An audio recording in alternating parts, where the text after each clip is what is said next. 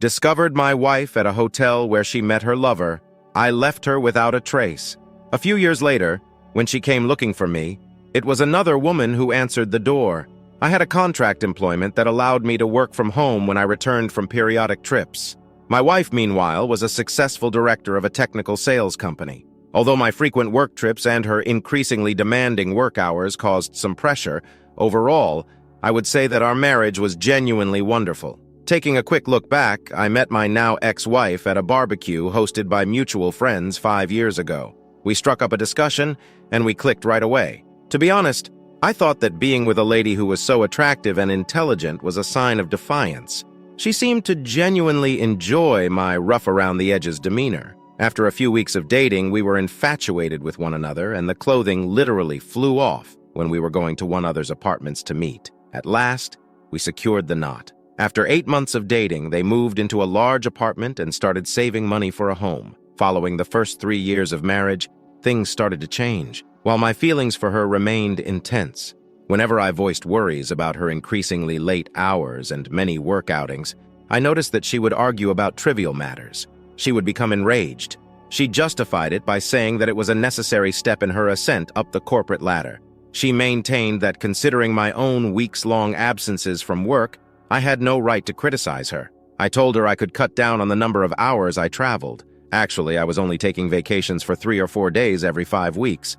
But our disputes never ended up being resolved. They were always back and forth. Upon reflection, I was unaware that my spouse was having an extramarital affair. If it weren't for her habit of arriving late for work and the deterioration in our personal relationship, I never would have suspected anything. I wrote off her weariness as being caused by her job. Even so, I felt low about myself because I was consistently turned down when trying to get close to someone.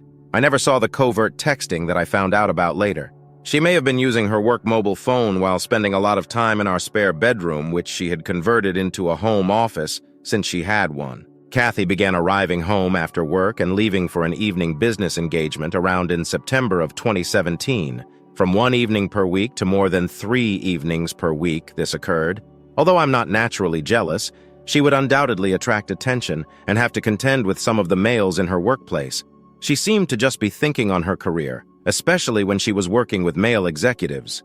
A month prior to the day of revelation, my first suspicions about her cheating surfaced at day. That time, she stopped at the grocery shop on her way home and asked me to help with the groceries. Something pink glinting from just beneath the front passenger seat of her automobile caught my attention as I was retrieving bags from the rear seat. It was a bra belonging to my spouse.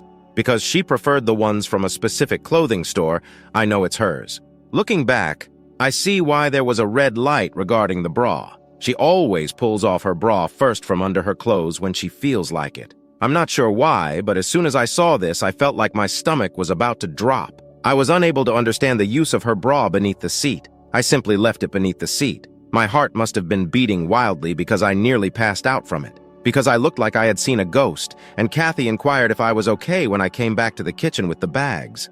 I ignored her remark and tried not to show any resentment or feeling of betrayal, but even though I hid my emotions that night and the next several days, I couldn't get rid of the suspicion, resolute in pursuing the truth. After starting to piece together the hints, I realized that aside from the unnerving bra episode, I had no hard evidence. Her job is in an office building in the downtown area of the rather large city where we live. I decided maybe I should pay her more attention after sort of shifting my attention away from the affair notion for a while. I prepared a lovely supper and arranged the dining table with elegant plates, silverware, and candles one Friday after work. I purchased a lovely bottle of wine along with a bunch of roses. She breezed in after work as usual, and I showed her my prepared dinner with great anticipation.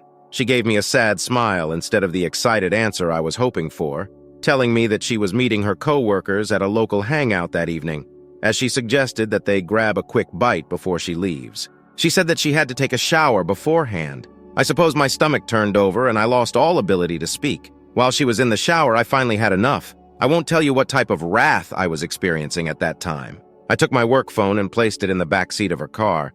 This is how I'd been considering using my own phone to find her location lately. I entered and threw the dinner and the flowers in the trash. After taking a shower, she returned, looking gorgeous as usual. "Okay, let's eat," she said. I told her not to worry. "Take your mates out on a date." She inquired if I was crazy after giving me an odd look. I told you I was disappointed in you, never wanting to collaborate on anything.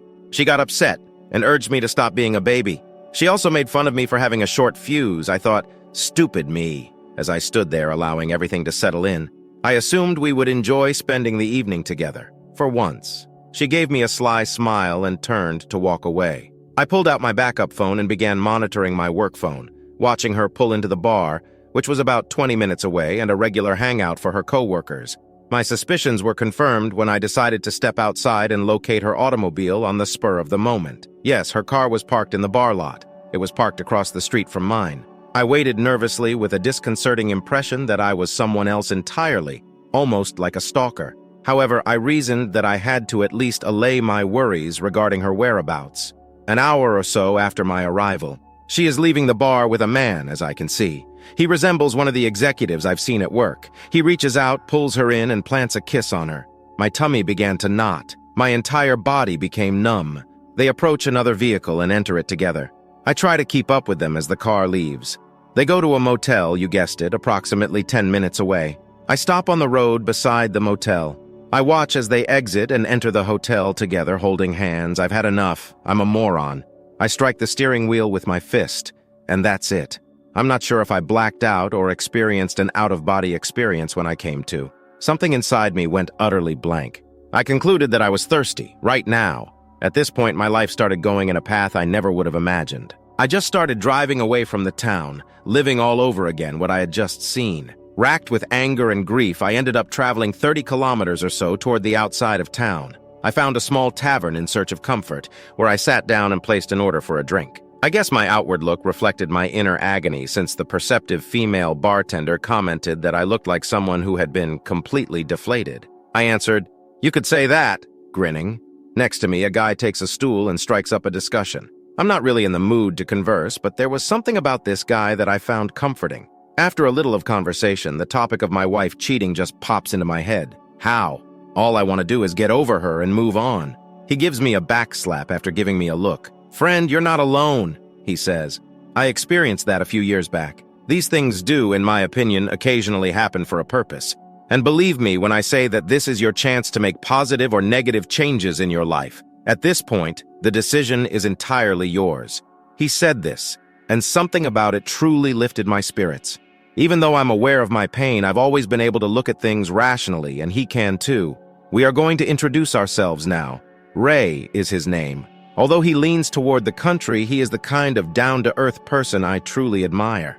Ray asked me whether I was planning to move out, which was something I had never thought to ask. I suddenly realized that I didn't want to be close to my wife anymore. Strong feelings of fight or flight rushed through me, understanding my situation. Ray gave me advice and assistance, including a plan for when I might wish to move out. On my land is a travel trailer that I own. It might use some TLC and isn't very good. Would you mind taking a look at it and seeing whether you could envision yourself residing there? At least for the time being. I'll give it to you for a terrific price. You are even welcome to park it on this lovely piece of land I own. If you could watch it for me, it would be a favor. It could be beneficial for you to leave your current circumstance. Just a notion. I needed a minute to process his concept. The bartender had heard the grins in the chat. "Gosh, darling," says she, "I would have jumped at the chance to move into his trailer if I could have left my insane ex-husband years ago. Anything to simply clear my mind. Though it seems like I've wandered into the twilight zone, perhaps this is just what I need." I say to Ray that I will give it some thought and perhaps look into it.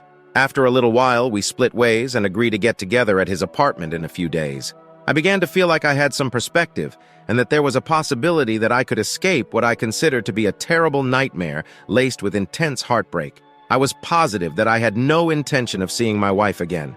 My steadfast barrier had always been infidelity, which is a repugnant conduct. After the realization, I went back home and collapsed onto the couch, buried in my own thoughts. Kathy came out and asked me where I was. I asked her where she had been, turning to face her.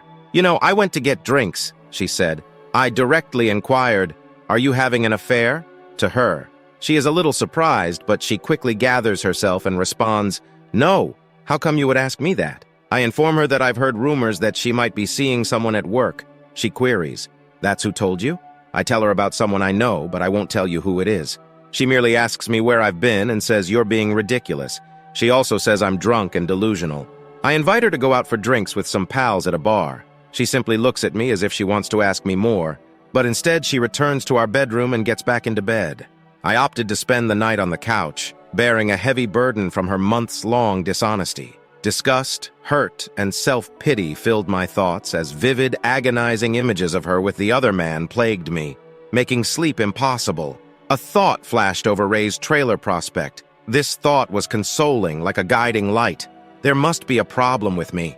However, because I was in so much pain, my fight-or-flight instinct took over, and the next morning, I chose to choose the flight route. We don't talk much and carry on with our weekend as usual. I set up a meeting with Ray a few days later. Ray's house is where I met up. In addition to owning a lovely ranch, he also possesses a lovely 26-foot trailer equipped with all the essentials for a comfortable living space. I had taken a spring break trip and one back in college, and I had had a great time. Ray accepts my offer when I put up the price. I almost take it from him. I drive over to his ranch property after he gives me directions, and I take a look. It is lovely, covered in trees, bushes, and what appears to be neighboring hiking and biking paths. Ray has a small shack on a hilltop overlooking the property, with water and electricity available for the trailer. It's close to the foothills of several mountains. Ray will take care of the travel trailer's setup after towing it to the agreed-upon location. Kathy gaslights me in the weeks that follow when I try to get her to be honest, despite my explicit warning that adultery will permanently cut off our relationship. In response, she immerses herself deeper in the affair while denying it and escalating the emotional fog. It almost made me laugh, how ridiculous the denial is. I kicked myself for not at least snapping some pictures of the two of them, even though I have no tangible evidence of her cheating. While I experience this mental anguish, rather than telling Kathy how I really feel about the current state of affairs, I decide that I want out of this marriage. I just started organizing things. While she was at work, I began quietly removing my belongings from the apartment and bringing them to the trailer. At least it gives me the impression that I'm doing something. Kathy has been acting nicely around me, and I did notice a change in her during this time, but I believe it was too little, too late. I came to the conclusion that I also required a break after work as she carried on with her little trips.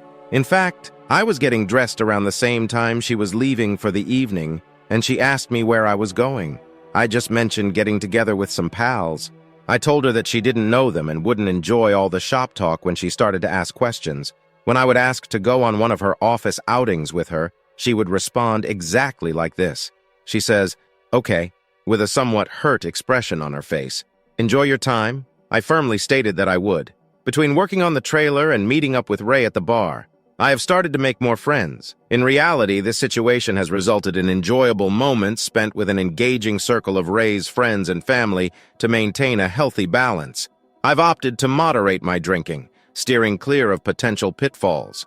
Around this juncture, Kathy informs me of an upcoming work-related trip the following week. I ask her who's all going, and she tells me the executive team and some department heads. I just look at her and tell her I hope she has a really great time with her boyfriend. I kind of wish I hadn't said that. It started a lot of arguing back and forth in a lot of ways. I wish I knew more about her affair partner. But as Ray put it to me, in the long run, it doesn't matter who the other guy is. It only matters that she decided to step out on you. She burned down the marriage. She can own it or deny it. But facts are facts, brother. Damn, Ray should write this stuff down and publish it for the betrayed. Her work trip provided me with the opportunity to move the rest of my stuff out completely. So after Kathy left for her trip, I gathered everything I had left of any value and put it in my vehicle.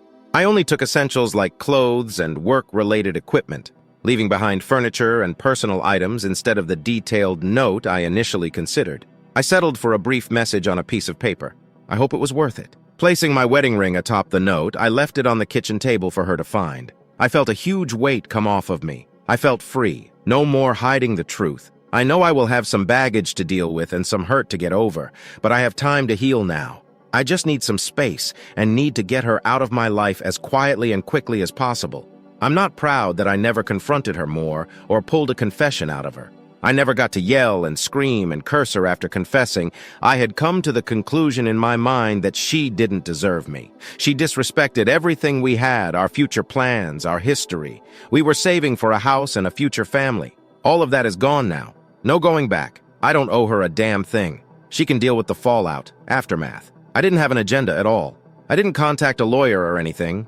I just wanted to gain some clarity. I absolutely appreciated my new trailer, and the hilly air was exactly what I needed in the following week. I took up running again, and it felt fantastic to be alive. I never responded any of Kathy's texts while she was away. There wasn't much to respond to. They were just highlights, such as we just landed or enjoying a team supper. She did send a few asking, "Where are you people?" and "Let me hear from you," etc. The day she arrived home, my phone blew up with frequent texts and calls. After the first day, her mother even attempted calling me. There's only my dad left on my family's side, and we aren't close, so she didn't try to get him involved. After the first few tearful messages, I never bothered to listen to the remainder of her voicemails. Her text comprised of, "What is this? We must speak. There is nothing going on, despite what you may believe. I don't have any relationships. I'm not in a relationship." She doesn't reply for a week before finally texting me to apologize that things got out of hand. My relationship with someone at work was meaningless. You were absent quite a bit as I became engrossed in my work, and I just committed an error. I intended to terminate it. A slip-up. This was the admission I had been waiting for the entire time. It only made me detest her even more for some reason. How come she couldn't be sincere? I had not imagined myself constructing a future with this woman, and errors are temporary. For what purpose? A year or 6 to 8 months? Her pleas for me to return and work on the marriage got pathetic at one point. For a few weeks, she didn't bother me, and I kept ignoring her. To keep my refuge intact, I didn't want her to find out where I was. But one day she started berating me via texts, calling me cowardly, saying I wouldn't talk to her and saying I didn't care about us. "Come home, please, so we can discuss. How are you doing? I am able to visit you." "Oh, no, Paul, if you would, come and let's work things out." Though I may not have recalled every message, they all seemed to be justifications with minimal expressions of regret. I said everything out of one ear and into the other. At last, I modified my mobile number. Update. In June 2018, I received an email from Kathy informing me that she had hired an attorney and planned to file for divorce. I replied to her saying, "Okay, sounds good." This set off a chain reaction of emails requesting that I visit her and other things. After realizing that this would not work, she eventually wrote me an uncontested divorce agreement, promising not to bother me anymore. I consented, and after a few months, I was at last free. I didn't have to meet her, following my departure from our flat. There was no resolution for either of us, but it appeared that she valued that more than I did. I did occasionally think about her for a few months. Indeed, the anguish would suddenly surface if a song we used to enjoy happened to play on the radio. It used to bring back memories. Eventually, though, I became tired of thinking about her.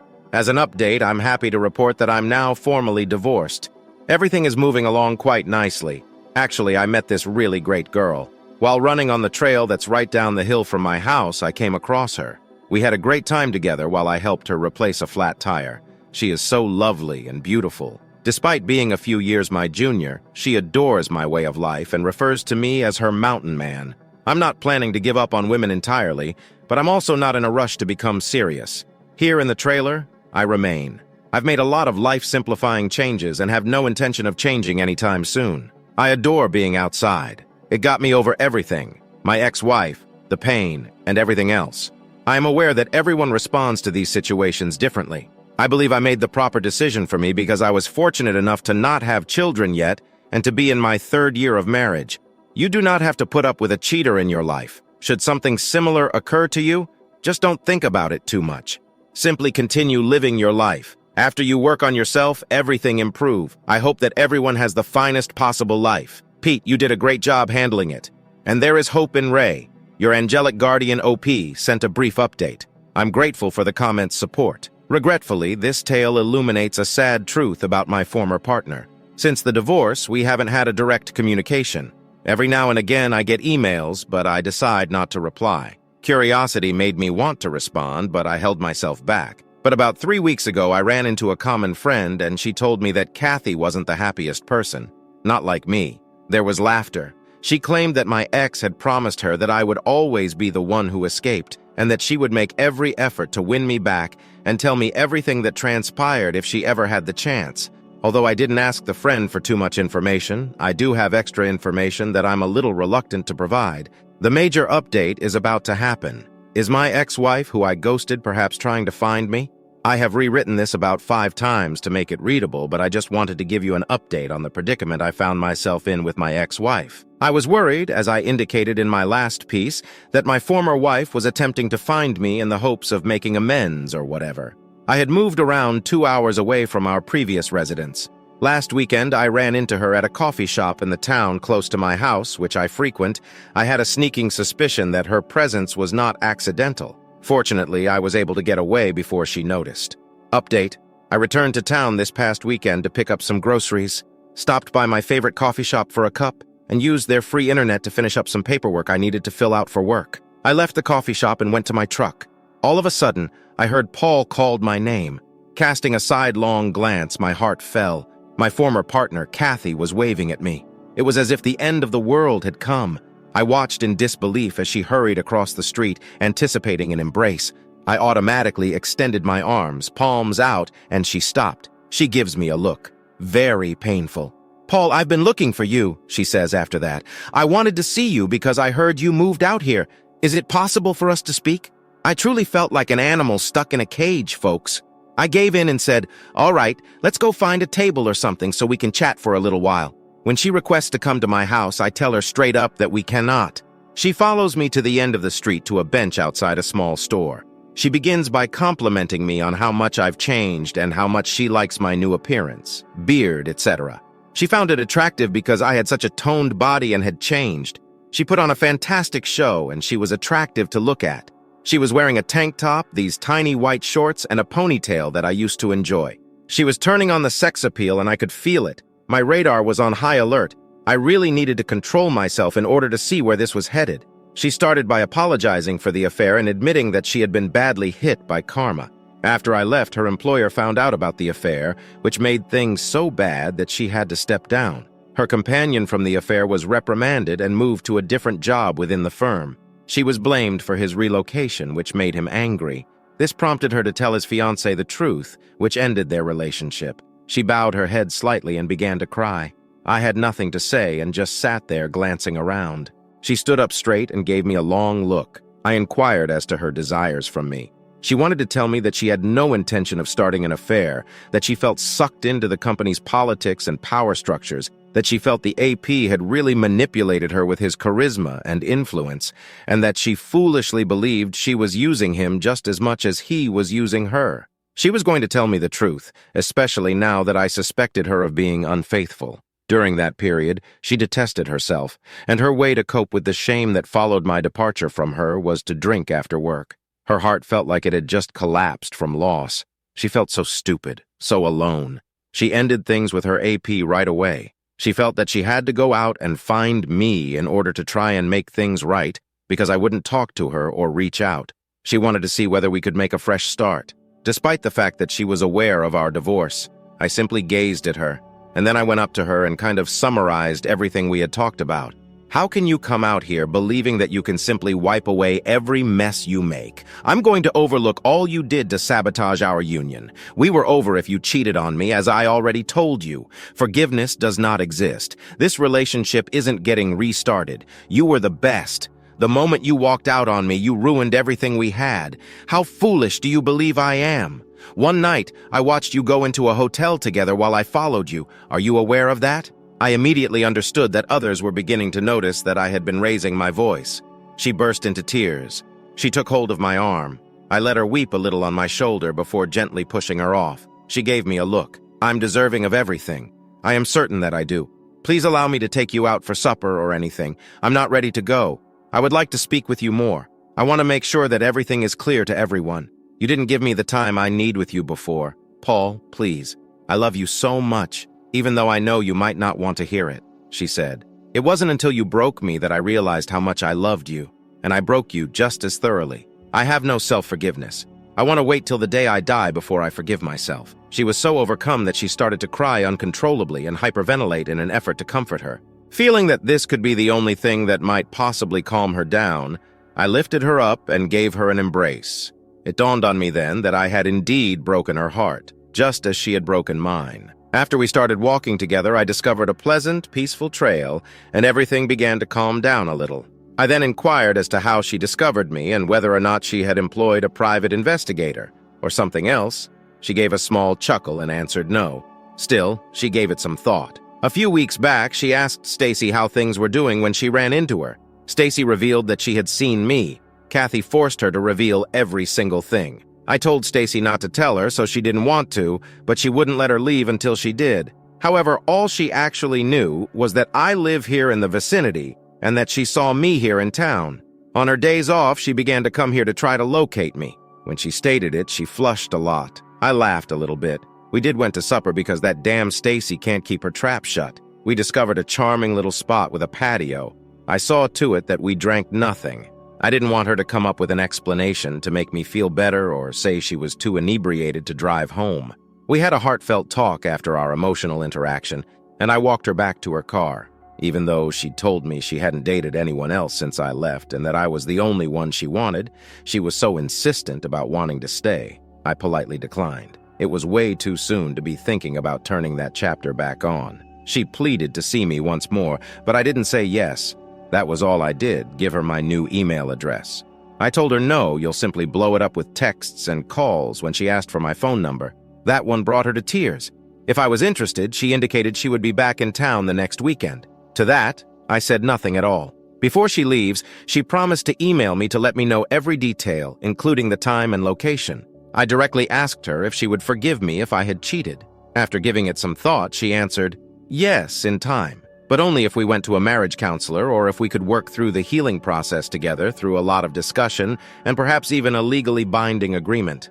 I gave her suggestion some thought and admitted that I might be willing to get back into our relationship in 5 or 10 years. If it required waiting, she consented to do so. She took hold of my hands, met my eyes with hers, and said something I didn't anticipate. Paul, I will always love you, and I will do everything in my power to show it. God damn it, she said. She then walked away. That still gives me the shakes. She spoke with such assurance. I still can't imagine being with her again. However, I feel better now. Not even as a friend with benefits, in my opinion. Perhaps a friend, but honestly, I'm not sure whether we could ever get back together. I don't believe in second chances, so don't call me a chump. I felt good about myself after returning home and going for a long run and a few beers. Is there someone who can assure me she wouldn't sabotage that? I'm not sure. Simply said, I'm not sure. I still think about it too much. However, I have plenty of time to sort this out and gain some context. Let's go on to the second update. Alright, so this will most likely be my final update. On Reddit, I shared my story, but the moderator kept taking it down. Recap. I was located by my ex-wife and we had a conversation, after I had ghosted her for more than a year. It is true that she wanted to make amends and start over in our relationship when she found me.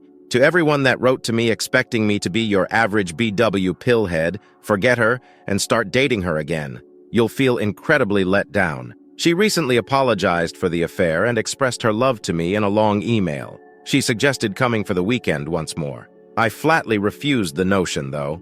I'm happy being alone and living in my own little paradise, and I want to keep things as simple as possible for the time being. I've enjoyed the company of a few women and friends, and at 32, I don't see the need to make drastic changes just yet. I plan to stick to my own self-determination path for the time being.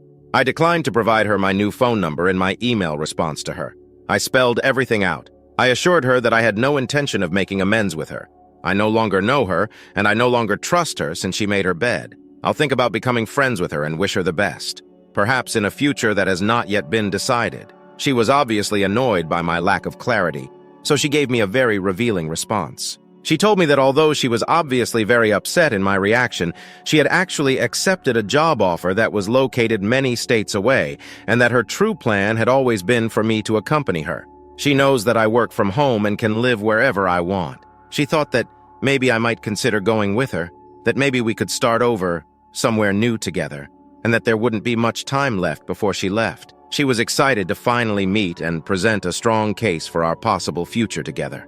Luckily for me, our time is up because I have to travel for work for a week. That means she's gone for good. For a little while longer, I think I'll get a few more emails from her, but eventually I think she'll realize her time with me is up and that she needs to find someone else. Maybe even cheat on them. I just wanted to give you the update. Guys, make the most of your life. Release the burden of the past and give yourself the confidence to go on. I hope everyone has the best of luck. Keep leading the greatest life possible. An update was posted in the comments by Obi. Update. Alright, so this is an update as requested by a plethora of people. Her emails were getting to me at last. I informed her that I was done with her, and that I didn't want to see her again. I mean no disrespect, but it was time to advise her to go find another person. Who gives a damn? I won't go into too much detail since I thought that if I annoyed her enough, she would just walk away. I believe I was successful in that. She hasn't communicated with me in a few days. I blocked her email address today, and in the event that she tries to get in touch with me via another channel, I may close my email account. I value the messages from all of you motivating me to act. I'm determined to break things off with her. Ghosting has returned. Look around. I'll meet the girl during the holidays because she has been itching to see me, and some of you have asked me about her. She dubbed me her mountain man. We'll watch how that turns out. I'm going out this weekend with another lovely lady that I recently met. Everything in life is well. Fourth update. 2 months ago, OP posted the most recent version. Last word on the matter. She talked to me about my Reddit articles when we ran into each other at the airport. I'm not sure which one she watched because I have updates, but this was around a year ago. How was my post found by her? I sent the link to my post to her through a mutual friend. I communicated this with him in confidence, which I believed I made clear. Therefore, it goes without saying that I'm no longer pals. I've made it my policy to cut off drama queens and pessimists. I come across right away. In any case, the secret is out, and if it causes her to distance herself from me, that's a fantastic result. If not, I've come full circle. It's wonderful to learn that you've made progress and are leading the greatest life possible. It's true that facing and conquering obstacles can be a potent growth-promoting factor. I hope all of your initiatives bring you happiness and success in the future. Sharing your experience may result in good change if it encourages others to consider their own decisions and behaviors. I appreciate you sharing your story, and I hope you have a happy and fulfilled future. However, it doesn't seem likely. If anyone is having trouble understanding the timeline, just be aware that everything happened over a 2-year period between the main plot and the most recent update. Before we close this, let's review the comments. Someone wrote, "What you were going through at the time was experienced by one of my friends. The only distinction was that, unlike her, he was engaged. As soon as he learned, he promptly abandoned her, ending their relationship. She had months of deep depression as a result of her distress. I longed for him greatly. Apologized to everyone who knew for months by getting in touch with his friends and family. She was first criticized by most people, but she handled it like a pro. Actually, I did like her. She was a pleasure to be around. Friendly, amusing, and kind.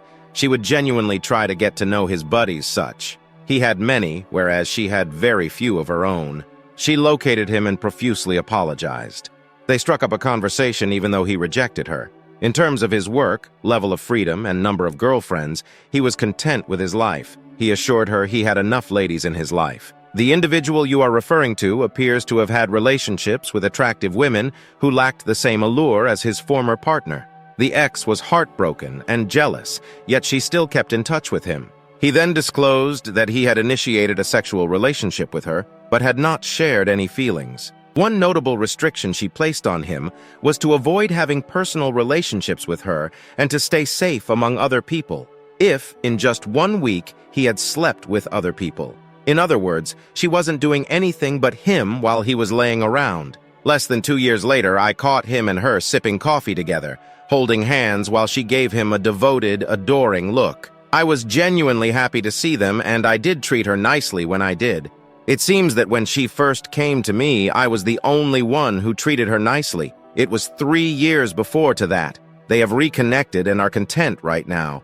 She had truly evolved. The trouble is, he claims she passed the test of atonement, which was quite difficult for her.